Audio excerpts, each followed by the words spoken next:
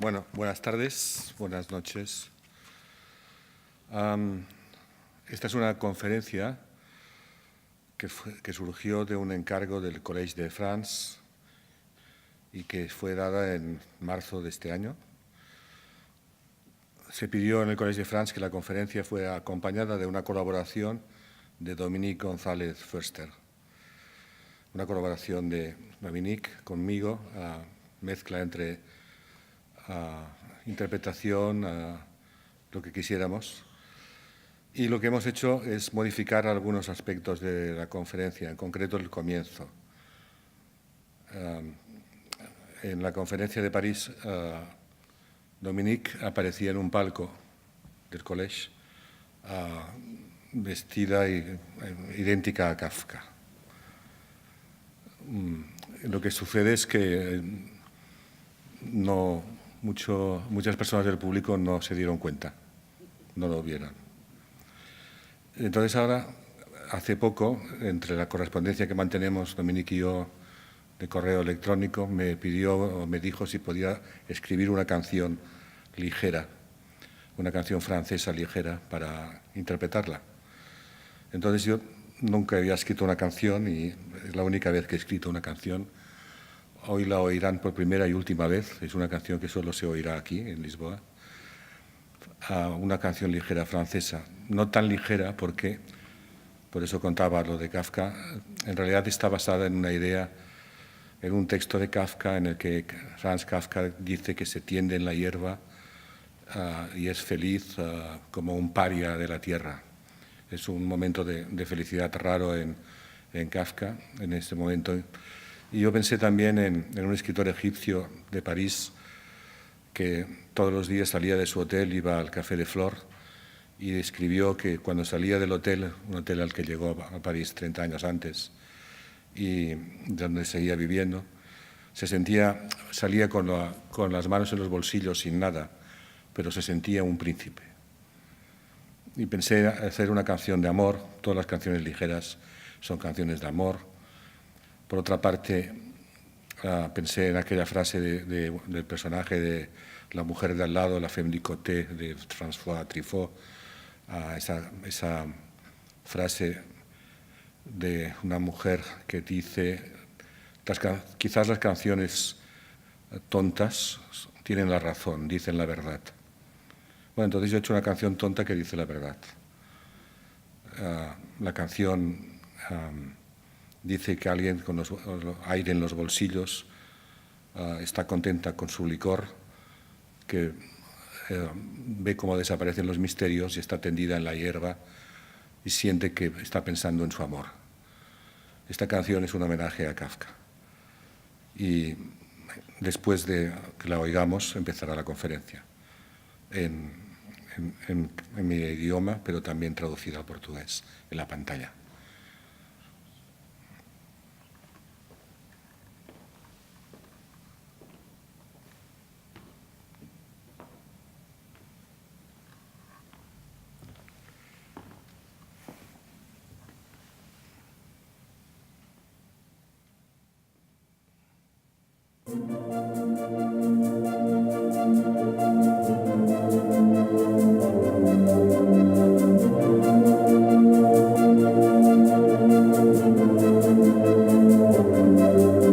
Au petit matin, de l'air dans mes poches, bien loin de tout, je désire mon bien-aimé qui, comme moi, n'avait nulle part où aller.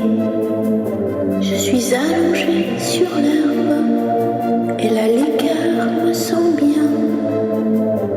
J'ai éliminé les mystères et j'entrevois ma destinée.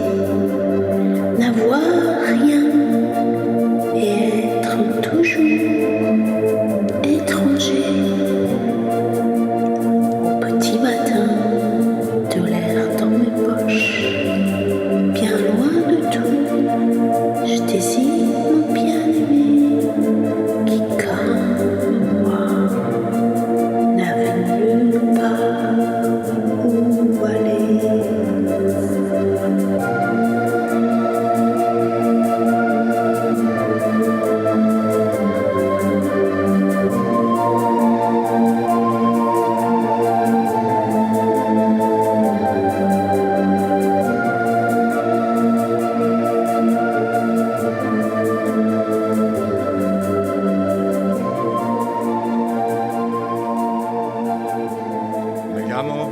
Bastian Schneider y, como cabía esperar, voy enmascarado.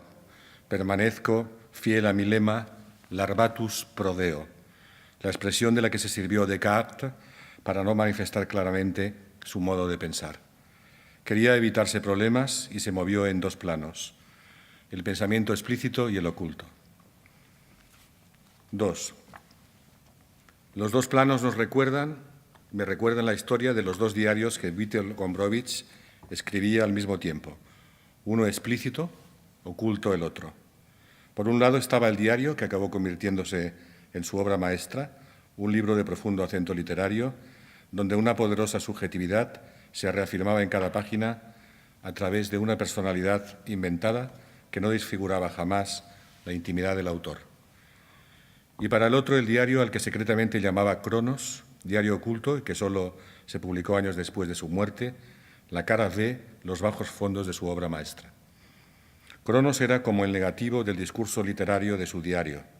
Contenía la sucinta descripción de una existencia despojada de todo, la vida sin más del autor del diario explícito, la vida sin adornos, sin complementos ni artificios, la vida tal y como es, dura, ácida, sin trama ni estilo, al borde del abismo, dejando a la vista de un potencial lector la desnuda verdad que acostumbramos a ocultar con nuestra escritura literaria. La vida sin nada. 3. La vida sin nada. Es un estilo de vida que se parece al que llevo aquí, en esta casa, cada vez más desierta, cada vez más sin nada y a cada segundo asomándose unos milímetros más al abismo. Una casa que a su vez me recuerda a una de París en la que viví unas semanas, cerca de la Rue Vaugirard, y en la que tampoco había gran cosa, ni muebles, ni pinturas. El suelo estaba cubierto por una alfombra de fibra de coco, las ventanas no tenían cortinas ni persianas, la vida a secas, sin nada, dura y ácida. Vino a verme una amiga, Yoshiko Hirayama, y me dijo, un zapato viejo quedaría bellísimo en este espacio. ¿Un zapato? A veces la gente piensa cosas que parecen moverse en un circuito distinto al de nuestra mente. Le pedí que se explicara mejor, pero se negó. Fue como si temiera que fuera yo a descubrir de dónde ella había sacado aquella frase. A partir de aquel día, cuando me cruzaba con Yoshiko Hirayama, pensaba siempre, ahí va la dama que oculta el origen de sus frases. De algún modo ella se convirtió para mí en un extraño icono de mi no menos extraño, casi invisible oficio. 4. Mi oficio, coleccionista de citas literarias, ha terminado por deformar mi calmada personalidad de antaño. Me llamo Bastian Schneider y soy el ayudante de un autor para quien no soy más que su sirviente, de frases sacadas de contexto. El intertextual me llama. No llego a ser más que eso, el intertextual, pues solo soy el ayudante de una sección de su obra. Soy su proveedor de citas literarias, de todas las que previamente modificadas le entrego de vez en cuando. Y mi tono siempre es humilde, porque no a esta edad ya no voy a engañarme, habito en el negativo de su imagen de autor. Claro que tal vez esto no sea tan horrible. Quién sabe si un día, hoy mismo, por ejemplo, no podré llegar a hablar desde el negativo de esa imagen. 5. Me acuerdo de un aforismo de Kafka en la aldea de Zurau. Decía, hacer lo negativo aún no será impuesto, lo positivo ya nos ha sido dado. No hizo nunca nada por mí y fui volviéndome cada día más secundario para él. Envejezco en este pequeño pueblo descuidado del que a veces se acuerda, pero solo para describirlo como un lugar muerto e irrelevante. Aún así, no ha conseguido que me hundiera del todo, porque una oscura fuerza, el santo patrón de los intertextuales, me ha ayudado a sobrevivir y hasta a disponer de tiempo para ir profundizando por mi cuenta en el mundo de las citas literarias y para convertirme a la larga en un fanático de la búsqueda de zonas en las que ahora, a la hora de crear, uno pueda ser radicalmente no original. 7. Mi libro de cabecera, como quizá no podría ser de otra forma, es El libro de los amigos, de Hugo von Hofmannsthal. Allí, mezclados con textos del autor, hay aforismos escritos por voces amigas, un centenar de frases ajenas que se acoplan a la perfección en la visión del mundo del propio Hofmannsthal. 8. La originalidad en este planeta no la veo por ninguna parte. Y esto que digo no se deriva solamente de mi oficio de ayudante intertextual, sino también de mi vieja impresión de que cuanto pueda verse en la Tierra solo es la copia de algo que a su vez fue la copia de otra copia. Yo mismo soy la réplica de otros que antes que yo sospecharon lo mismo. Así que no nos engañemos, aquí todo es falso, empezando por el planeta. Y por tanto, creerse original viviendo en un mundo sin origen conocido son ganas de ilusionarse en vano.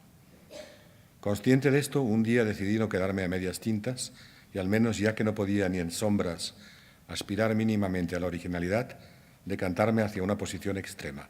Desde entonces, tiendo a ser alguien radicalmente no original. 9. Una radicalidad, lo reconozco, que es consecuencia indirecta del bajo perfil inteligente que percibo que ofrecemos los humanos, pues dudo que hayamos alcanzado el tipo de desarrollo físico y mental más elevado que haya aparecido jamás en la vasta esfera del espacio y del tiempo. 10. Me llamo Bastian Schneider y entiendo que la realidad la forman cientos de códigos y de narrativas superpuestas, toda clase de ficciones que vienen de otras ficciones que a su vez vienen de otras. No creo estar diciendo algo que no se haya dicho antes. Ya Nietzsche, hará más de un siglo, habló de la realidad en parecidos términos. Y la misma frase creo haberla escuchado hoy mismo en la radio a Tom McCarthy. Para mí escribir no es tanto recibir una señal como recibir, remezclar, retransmitir varias señales al mismo tiempo. Recuérdese que John Cage componía sintonizando en un escenario 20 emisoras de radio distintas al mismo tiempo. También Cage era de los que pensaba que a la hora de crear, el artista tiene que saber encontrar un territorio en el que pueda ser radicalmente no original. Y todo indica que se pasó la vida enfrascado en esa búsqueda. Era de los que se creía que ni siquiera debíamos hablar de copias, pues como dijo alguien de cuyo nombre no consigo acordarme, precisamente porque no hay original, no hay copia, y por lo tanto tampoco repetición de lo mismo. He olvidado quién lo dijo, pero bien sé que no me hago el desmemoriado para poder falsificar mi cita. No necesito de semejantes argucias y además nunca falsifico las citas, tan solo las modifico.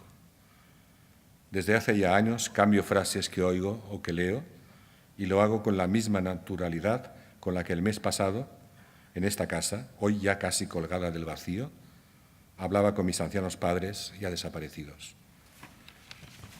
11. Cuando David Lynch habló de una cabeza borradora, lo primero que pensé fue que yo, en cambio, era una cabeza modificadora. Soy un honrado modificador infatigable. Veo, leo, escucho y todo me parece susceptible de ser alterado. Y lo altero. No paro de alterar. Aparte de que se trata de mi trabajo, tengo verdadera vocación de modificador. Cuando escribo por cuenta propia, como ahora, siempre tengo la impresión de hacerlo desde el espacio que suelen ocupar los ensayistas, no desde el lugar de los narradores. En mi fuero interno, tan modesto dado mi callado trabajo de ayudante, me veo como un ensayista que utiliza la narración como soporte del ensayo. Normalmente es una voz que representa a muchas de la literatura y crea la impresión de que no hay autor, que el autor siempre es colectivo. 12. Mi método de trabajo, depredador. Con tal de modificar bien el sentido de las frases, las altero, incluso antes ya de trasladarlas de contexto. Las acorralo en su propio terreno y las transformo, implacable. Allí mismo las dejo trastornadas y luego las sirvo en bandeja al altivo autor distante. 13. Escribo desde un espacio, hablo ahora en el terreno físico, que en cualquier momento puede verse inmerso en el deslizamiento de tierras que precipitará el viejo y tembloroso hogar familiar al vacío. Y esto, que nadie lo dude, ocurrirá en algún momento. Pasará si no está ocurriendo ya.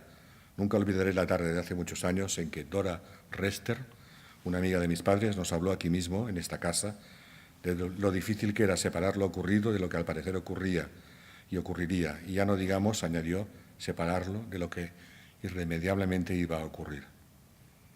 14. Es necesario que nos volvamos desatadamente no originales y permitamos que de una vez por todas nuestro cerebro los visiten multitudes y así vengan a vernos todos aquellos incontables visitantes que irrumpen sigilosamente en el cuarto de Emily Dickinson, por ejemplo, aquellos numerosos invitados que no tenían ropas, ni nombres, ni tiempo, ni país, ni risa, pero le decían a Emily todo lo que ellos habían oído decir antes de que hubiera sido oído. 15. ¿Es Dickinson transformada en Kafka la sombra que a veces se asoma conmigo al vacío? No sé, pero el hogar familiar colgado desde hace días sobre el abismo tiene pasillos que me parecen más grandes que los de mi cerebro. Por uno de ellos avanzo ahora como si fuera por París bajo la lluvia, por Père Lachaise, como si el cementerio fuera la playa de aquí abajo, al final del acantilado. 16.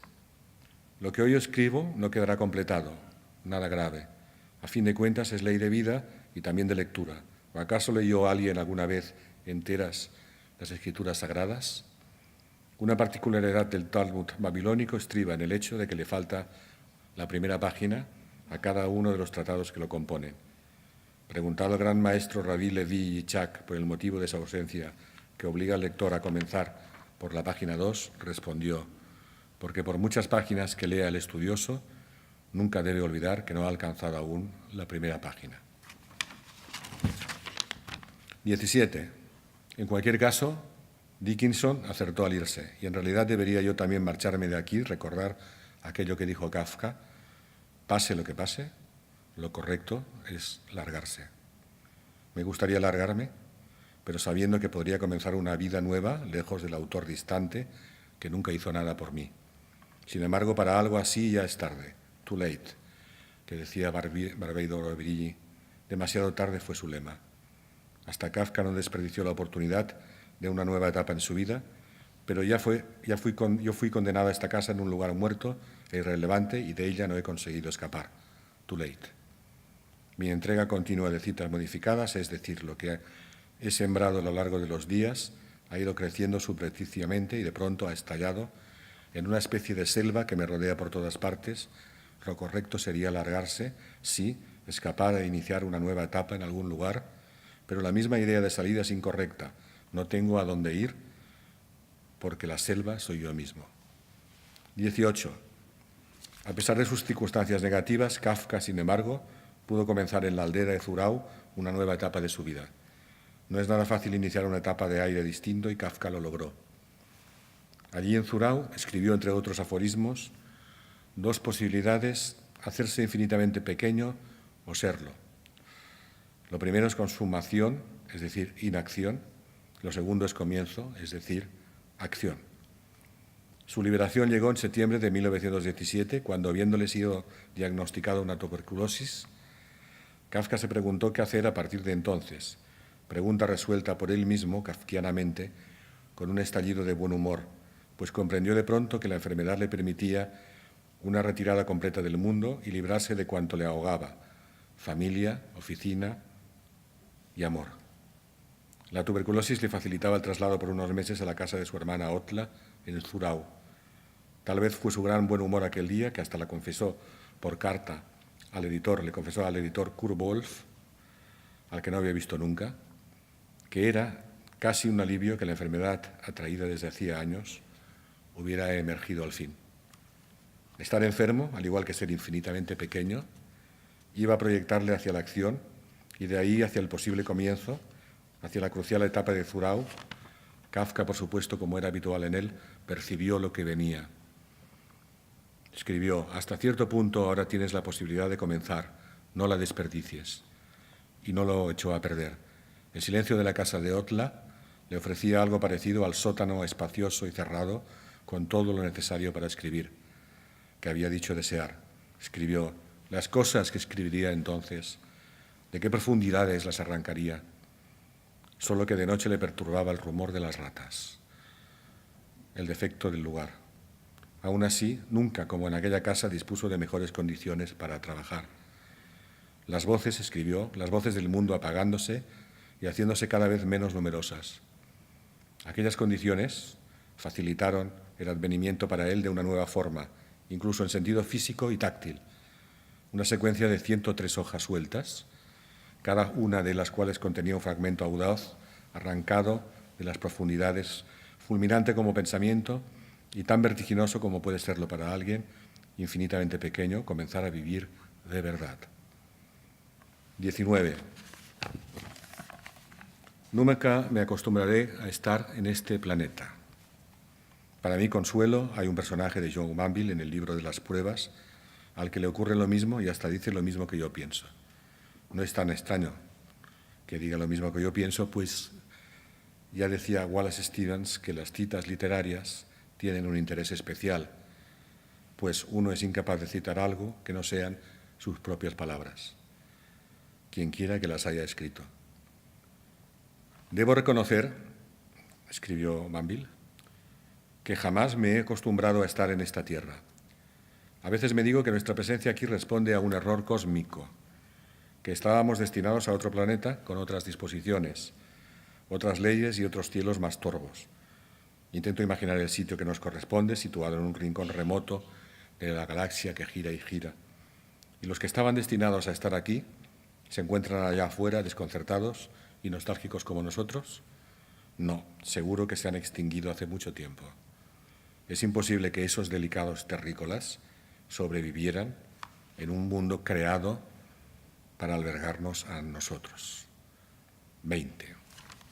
En China, leí en cierta ocasión, prescinden de toda idea de inmutabilidad y frente a la idea de identidad, que es algo tan occidental, reivindican la modificación, la dinámica de la transformación constante. China y las transformaciones sin tregua. Una joven de Shanghái, admiradora de Roberto Bolaño, escribió en su blog desde el barrio de la Concesión francesa: no hay noche en que el escarabajo no cambie y Kafka no nos recuerde a una mujer distinta en cada transformación.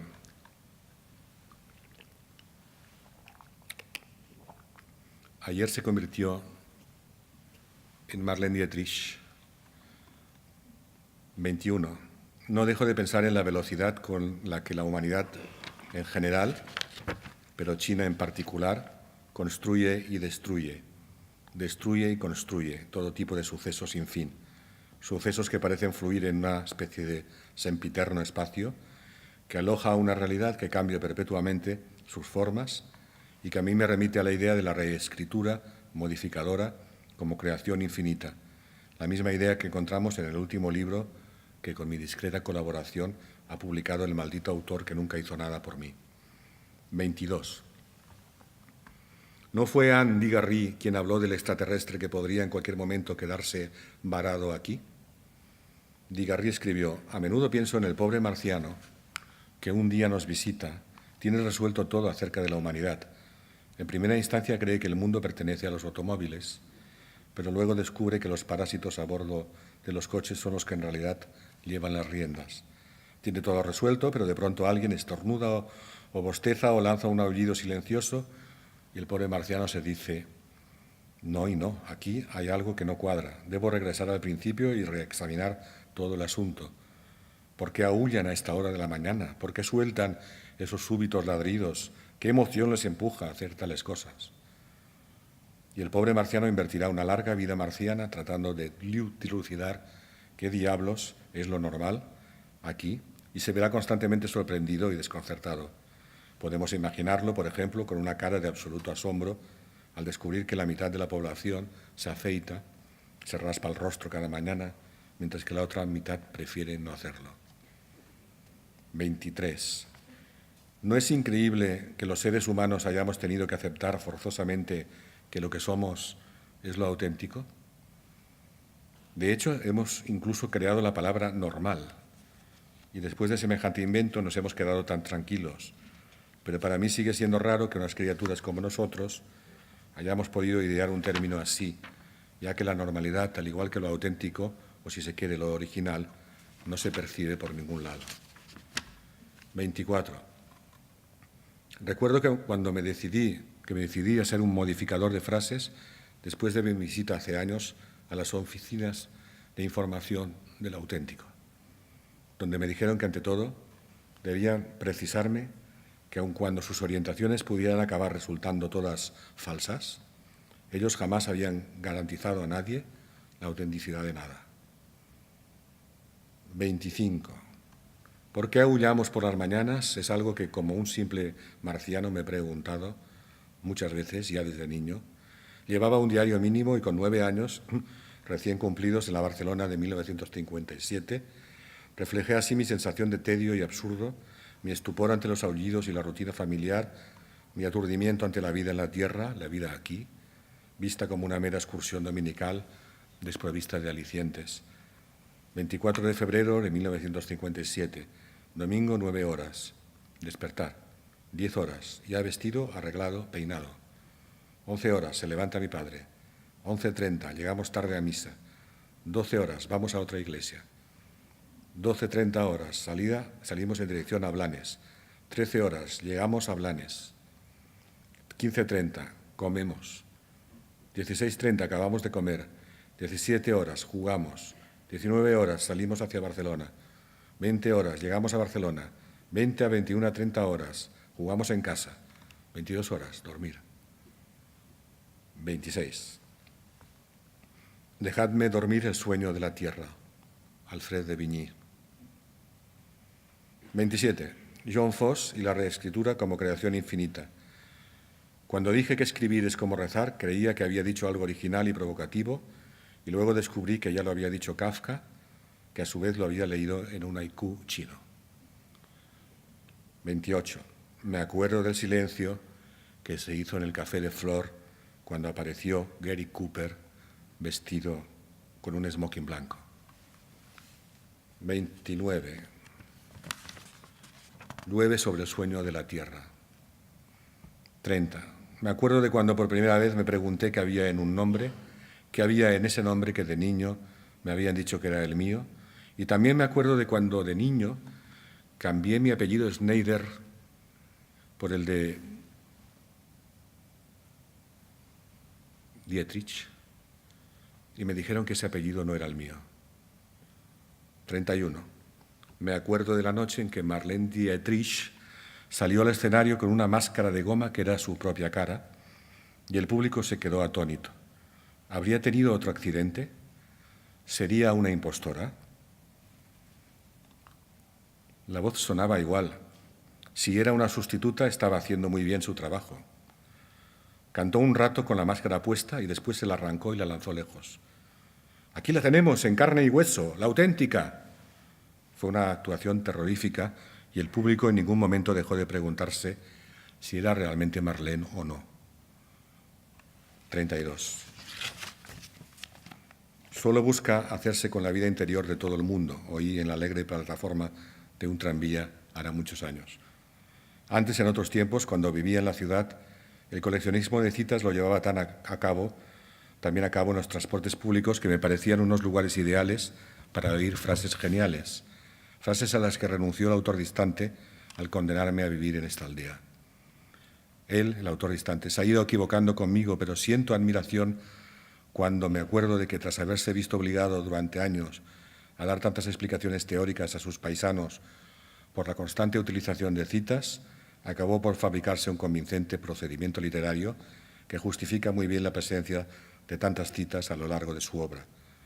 Y eso lo construyó, lo que aún tiene más mérito, sin creer para nada en el gran método que había inventado y que, en mi opinión, abre nuevas vías y posibilidades a la novela, entre otras cosas porque amplía la conciencia de la literatura.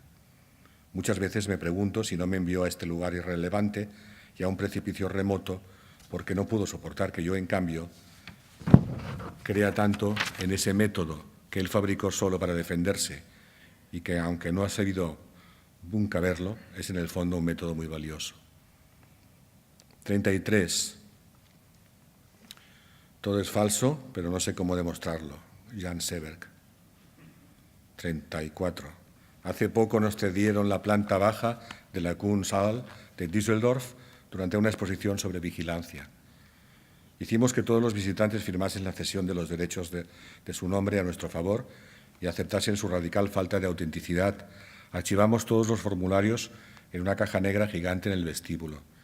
El espacio funcionaba como una combinación de una sala de inmigración estadounidense y una tienda Apple. Amables miembros del personal ayudaban a la gente a ceder todos sus derechos. En 3 meses, 18.000 personas firmaron. otras 198 se negaron a hacerlo y el Servicio de Seguridad las expulsó del museo. Tom McCarthy. 35. Si no podemos ser originales al escribir, ¿qué sentido tiene que intentemos dedicarnos a eso? Imaginé que me preguntaba el autor distante, desde su casa distante, en la ciudad distante. Tiene sentido, le respondía, tiene sentido solo si uno es escritor. Y me quedaba pensando en que cada escritor escribe a su modo, del mismo modo que cada torero hace el toreo, como él quiere. Ahora bien, solo algunos tienen estilo, porque en la escritura se puede aprender todo, absolutamente todo, menos a ser escritor. Del mismo modo que en el toreo se puede aprender todo, absolutamente todo, menos a ser torero. 36. No es que la novela haya muerto, es que ya nació muerta. Tiene un problema maravilloso, lo que hoy llamaríamos un defecto de fábrica, que Cervantes nos mostró a través de Alonso Quijano. Ese defecto es el que propicia que parezca un zombi el hombre que quiso ponerse nombre a sí mismo, y en este pensamiento duró otros 8 días y al cabo se vino a llamar Don Quijote. Un hidalgo que va a obsesionarse con recrear en la vida los acontecimientos que ha leído en los libros sobre las gestas de los caballeros andantes, es decir, que va a querer ser auténtico y para eso no le bastará con quedarse en su pueblo, ni siquiera con escribir novelas, como era su primera intención, sino que necesitará salir a vivir las aventuras que ha encontrado en los libros. Veremos entonces cómo la ficción le abre al Quijote las compuertas de la autenticidad, pero nuestro hidalgo acabará por recrear las aventuras leídas con resultados desastrosos, porque quiere tocar la realidad pero nunca lo consigue y tan solo se adentra en más niveles de repetición y de recreación, que a su vez lo abisma en una inautenticidad creciente. 37. La ficción te abre unas puertas que la artificiosidad acaba cerrando. Esta es una de las facetas más curiosas de la literatura. Lo auténtico siempre permanece en un estado fetichista. Jamás se puede cruzar el espejo a su encuentro. Anne Serre. 38. La autenticidad es el fetiche reaccionario por excelencia, la retórica ideológica dominante de nuestra época, el santo grial de la mala literatura. Tom McCarthy. 39. Me llamo Bastian Schneider y no ignoro que aun cuando la posibilidad de escribir grandes novelas con su defecto de fábrica incluido, grandes novelas estilo rojo y negro, por ejemplo, continúa, por supuesto, existiendo. El problema es que, en mi opinión modesta, tienen los novelistas desde hace ya algunas décadas, el problema es no seguir con el género tal como se formó hace 3 siglos y buscarle otras posibilidades. Mi autor, sin ir más lejos, mi jefe lejano, mi autor distante, se ha pasado la vida buscándole esas otras posibilidades a la novela y si hay algo que tengo claro es que eso le ha tenido muy entretenido toda su vida, hasta ayer mismo que yo sepa, porque por lo visto en los últimos días ha andado enfrascado en relacionar los defectos de fábrica, factory defect, de toda novela con la imperfección de las matemáticas, visible en el doble teorema de incompletud de Gödel y con los despliegues analíticos al estilo de los que realiza Reinhold en Delirio de Nueva York, donde nos dice que Manhattan es como espacio urbano la apoteosis de la modificación constante e imparable. Lo más probable, lo veo venir, es que ese proyecto lo complique la vida como nunca. La complicación no será más que una consecuencia directa de su tendencia de siempre a actuar como una rata que construye ella misma el laberinto, del cual más tarde se propondrá salir. A veces me digo que si me pidiera auxilio se lo negaría, por varios motivos, pero sobre todo porque en el último libro que ha publicado hay un personaje que se dedica a leer y modificar todo cuanto lee. Es decir, hay alguien que se parece demasiado a mí, un modificador para el que las reescrituras, versiones, perversiones, interpretaciones de lo ya dicho y contado han ido construyendo el gigantesco relato de un bucle, de una repetición incesante, la historia misma de la literatura desde sus oscuros orígenes hasta el infinito. 40. No puedo quitármelo de la cabeza. En su último libro, El modificador es alguien que busca encontrar un lugar donde gritar, a voz en cuello, gritar que no hay progreso ni cambio en la literatura, solo repetición, porque para él, para el modificador, nunca existió la originalidad, y más bien todo es circulación en el arte Más bien todo es transmisión y repetición de ideas ajenas desde el origen de los tiempos. De hecho, en la novela, el discurso del modificador teje una red de teorías y citas cultas con las que acaba construyendo su propia tesis sobre su obra, precisamente esa tesis en la que, pese a haberla construido él mismo, sé muy bien que el autor de la novela no cree. 41. Dado que la realidad es en esencia obsesiva y dado también que nosotros construimos nuestros mundos por asociación de fenómenos, escribió una vez el autor, mi jefe lejano, no habría de sorprendernos descubrir que en el principio de los tiempos hubiera existido una asociación gratuita y repetida que fijó una dirección dentro del caos, instaurando un orden, un encadenamiento vertiginoso de malentendidos, de historias de las que tuvieron que salir a fin de cuentas todas las demás historias que no son más que modificaciones en cadena del relato original, tan inaccesible para nosotros como la primera página de todo lo que leemos. 42. Hay un malentendido y este será nuestra perdición. Me siento deudor de las distorsiones a las que Raymond Roussel, valiéndose de su célebre procedimiento, sometía a todo tipo de frases. Deudor de las combinaciones fonéticas que en él funcionaban como una sintaxis incesante y eran un modo arbitrario y a la vez riguroso de darle forma a los textos, de darle sentido a todas esas historias que nunca procedían de la vida, sino de su cibernética particular, de aquel sistema que inventara en su laboratorio de las versiones bajadas. Y deudor muy especialmente del método de Laurence Sterne, que cuando hablaba de cerrar la puerta a mi estudio, quería decir en realidad que deseaba alejarse de aquellos autores a los que en su biblioteca solía copiar. Recuerdo que en uno de los más famosos fragmentos de Sterne podía leerse una tremenda embestida contra los autores plagiarios, y se hablaba ahí de un propósito de enmienda por parte del propio Sterne, que afirmaba que no iba a copiar nunca más. Y también recuerdo que lo genial de aquel fragmento era que a su vez estaba plagiado de Anatomía de la Melancolía, de Richard Barton. 44.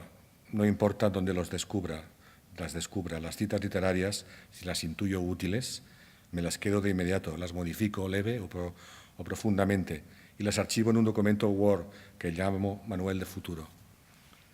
Tomo lo que sirve allí donde lo encuentro, Jacques Lacan. Soy fenicio, me aprovecho de todo, Salvador Dalí. Algunas de las citas tienen una muy breve estancia en el documento, pues el autor acaba utilizándolas pocas horas después y muchas de ellas le permiten coser el texto en el que estaba trabajando y articularlo. Las otras, las que no utiliza al instante, suelen acabar medio sonámbulas en el archivo y su destino, a medida que pasan los días, se va volviendo cada vez más incierto y angustioso. A veces hasta le da pena haberlas abandonado allí, sentir que han pasado a formar parte de una especie de necrópolis de apesadumbradas citas desatendidas, una necrópolis de citas descolocadas. 45. La oración del modificador. Da igual, prueba otra vez, modifica mejor. 16. Cita. Repetición equivocada de lo que ha dicho otro. Marlene Dietrich. ¿Yo? 47. Solo busco sentir lo que sintió el autor distante al escribir esta novela sobre un modificador que se parece demasiado a mí, pero lo busco sabiendo que es inútil tratar de encontrarlo, pues por mucho que intente sentir lo que él sintió, solo volverá a confirmar que jamás se puede cruzar al otro lado del espejo.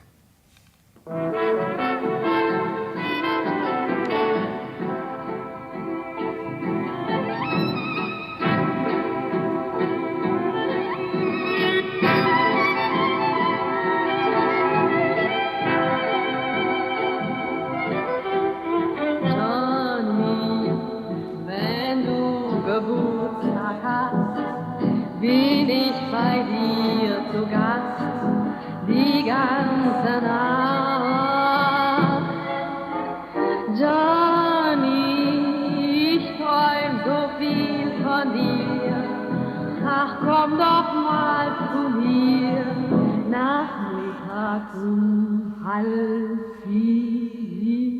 Johnny, wenn du Geburtstag hast und mich dein Arm umfasst, die ganze Nacht. Johnny, dann denk ich noch zuletzt, wenn du doch jeden Tag Geburtstag hättest.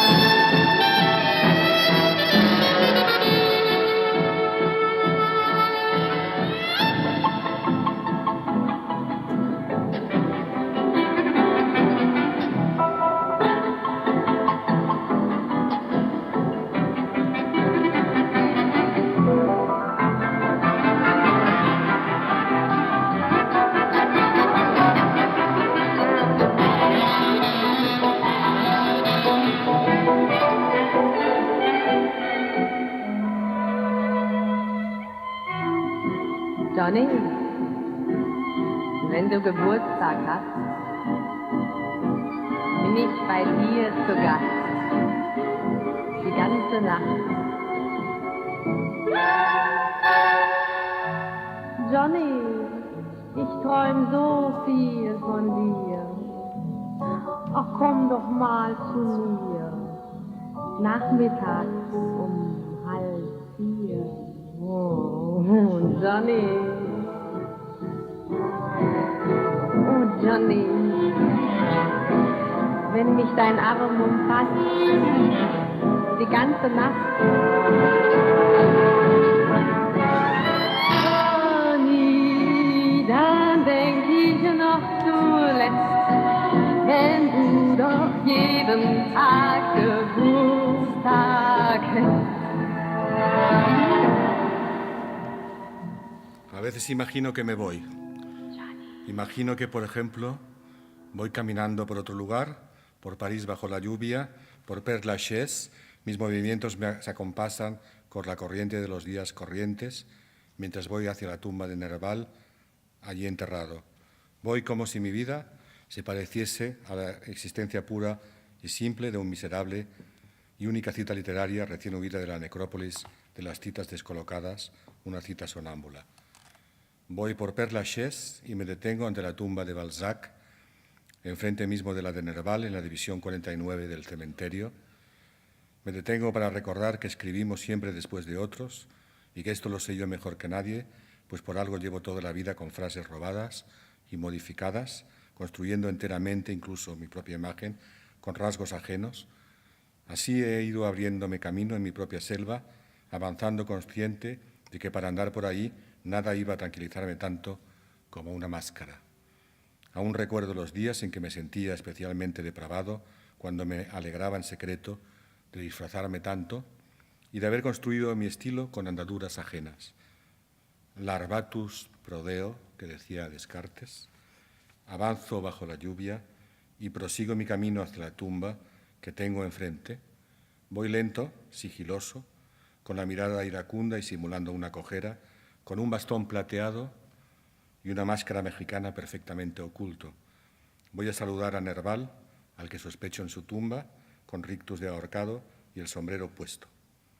Nadie se ahorca sin quitarse el sombrero, comentó el borracho que lo encontró en la madrugada. Larvatus prodeo, pienso, mientras trato de ir deslizándome en el sueño de la tierra.